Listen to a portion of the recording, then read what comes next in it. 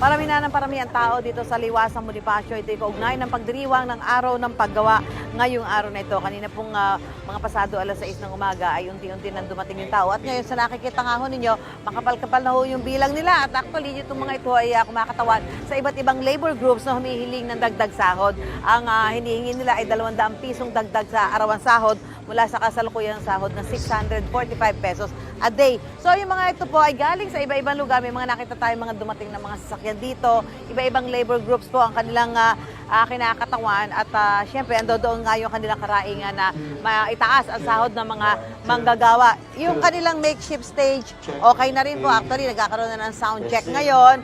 At pati yung kanilang mga placards, streamers, banners na gagamitin para sa kanilang programa ngayong araw nito. Napansin din ho natin ang pag-iikot dito ng mga tauhan ng pulisya para tiyaking maayos, mapayapa, at orderly ang pagtitipon na gagawin ng mga manggagawa ngayong araw nito. Alamin ho natin ang pulso ng ilan natin mga kababayan dito po sa araw ng paggawa, yung kanilang mga karaingan. Ma'am, magandang umaga po.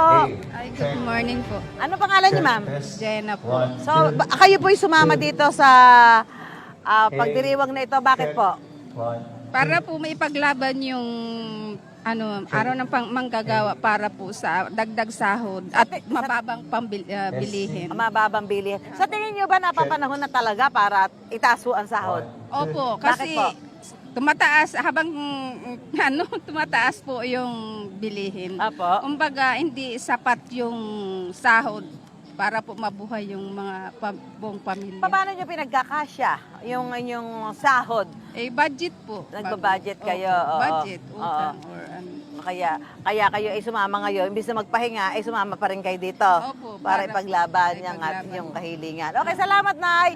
Okay, ito pa yung ilan natin mga kasama ho dito, mga manggagawa ho din ito.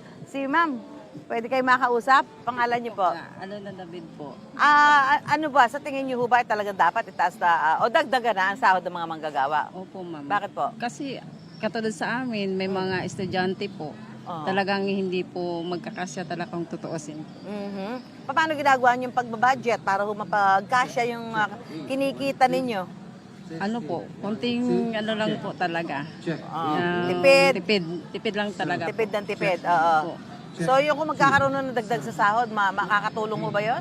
Opo, malaking tulong po talaga. Oh, yan. Okay. Maraming salamat po. Ayan, mga manggagawa po na sumama dito, pumunta dito sa Liwasang Bonifacio para makibahagi po sa pagkaroon ng programa dito at iparating sa pamahalaan yung kanilang panawagan na magkaroon ho ng taas sa sahod ng mga manggagawa dahil nga sinasabi nila patuloy ho ang pagtaas ng presyo ng mga bilihin, yung mga gastusin, pero kung hindi ho tataas ang sahod ng mga manggagawa, talagang mahihirapan ho sila kung paano pa ito pagkakasyahin, lalo pa talaga sa patuloy na pagdating ng mga araw, talaga ho namang nakikita natin at nararamdaman yung pagtaas ho ng presyo ng mga bilihin. So talagang budget lang daw ng budget.